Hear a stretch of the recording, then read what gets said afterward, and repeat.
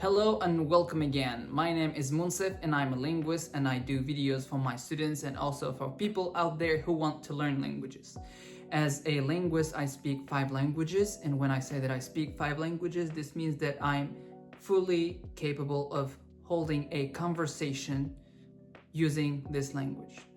I meet a lot of people who say I speak French, for example, but they know a couple of words. If you know a couple of words, you can say I know this language. But when you say I speak a language, you gotta be precise. This means that you are capable of having a full conversation using this language. This doesn't mean that you have to know every word. This doesn't mean that you have to speak Shakespearean language. It just means that you must be able to speak your thoughts. You must be able to use the language in the daily life. You can make mistakes, that's perfectly fine. I will talk about the habits that will allow you to perfect your language, to speak the language you're learning fluently, and to be able to think spontaneously and phrase your thoughts using this language. So these are things that I did when I was learning English, when I was learning Russian, and when I was learning Spanish.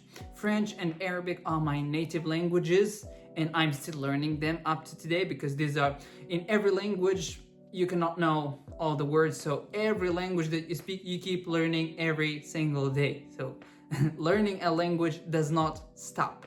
But there is a certain level that you reach where you are able to fluently speak the language. So when I started learning Russian, for example, I would just turn on Russian radio. Nowadays, this is affordable to everyone. Oh, yeah, I love cats and dogs, but I prefer dogs, by the way.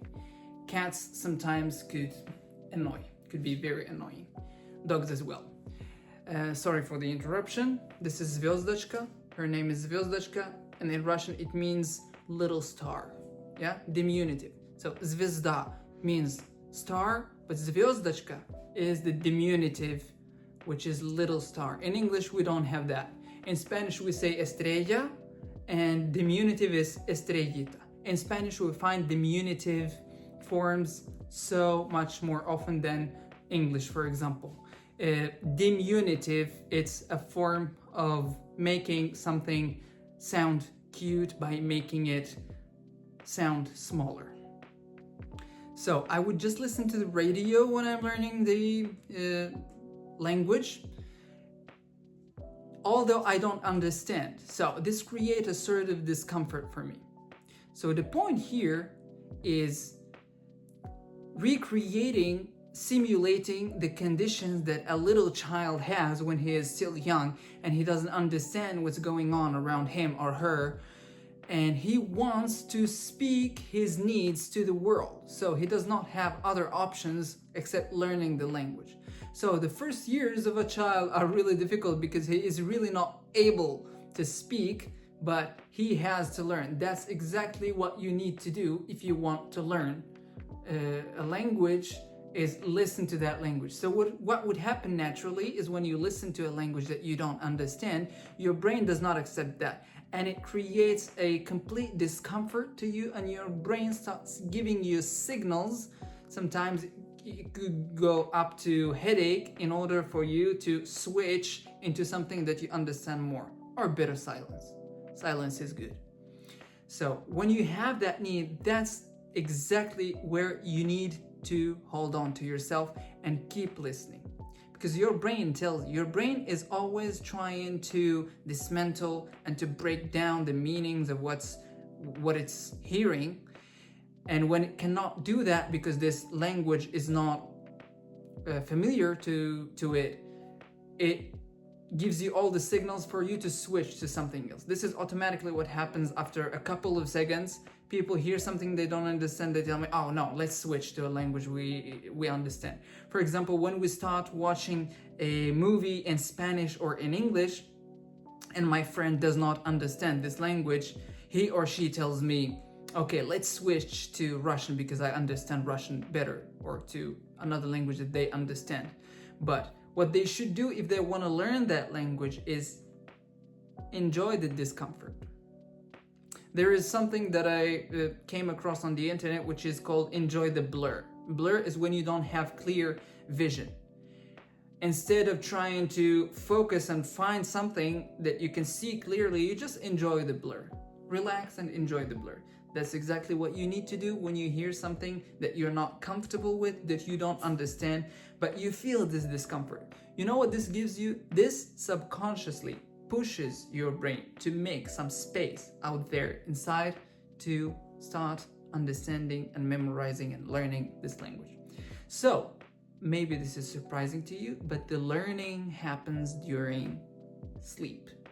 So when you expose yourself to this situation regularly, your subconscious, your brain, inside your head thinks, I must understand this language. When you go to sleep, your brain creates circuits. Your brain creates the infrastructure that allows the language to settle down into it.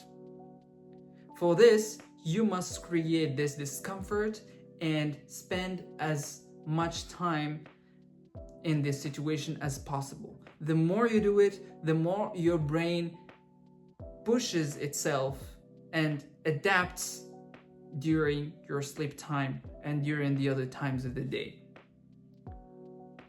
Because it understands that there is no way of switching into another language.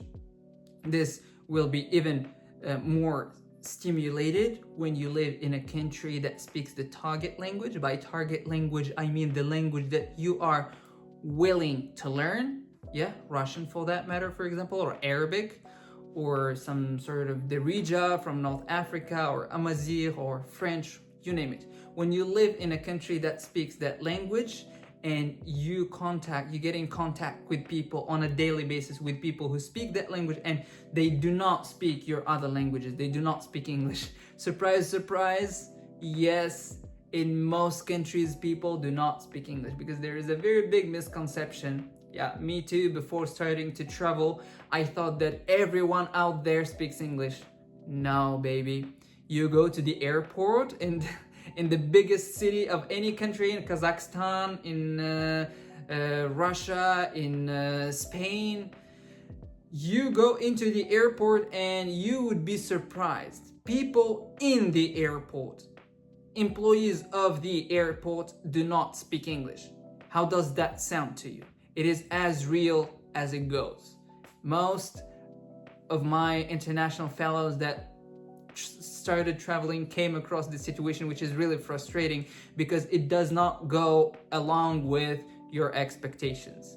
And there where the learning starts. It's called learning the hard way. So when you are exposed to the target language every day, your brain keeps coming across these uncomfortable situations. Uncomfortable means a risk of death. This is how your brain perceives of these situations. When you come across situations where you don't know what to do, your brain thinks, oh my God, I'm gonna die. So the brain is stressed, and stress is very good for building muscles, and brain is a muscle as well. So stress is very good for the brain. When you expose yourselves to these situations and then you go home and maybe you consciously forget about it, but subconsciously your brain remembers that. So what I want you to do is turn on the TV and play an audiobook. Audiobooks are amazing. For example, you could start with the book, The Magic of Thinking Big. Great, amazing book. And it's almost available in all the languages that I speak. Russian, Spanish, English, French, you name it. Listen to this book, listen to it over and over and over again, just in the background. Let your brain be exposed to the language that you are trying to learn. So this is the first tip that I'm giving you, and I'm not going to be giving you other tips in this video. So if you have your questions, please leave your questions in the comments, and I will see you in another video. Thank you for watching, and keep it up.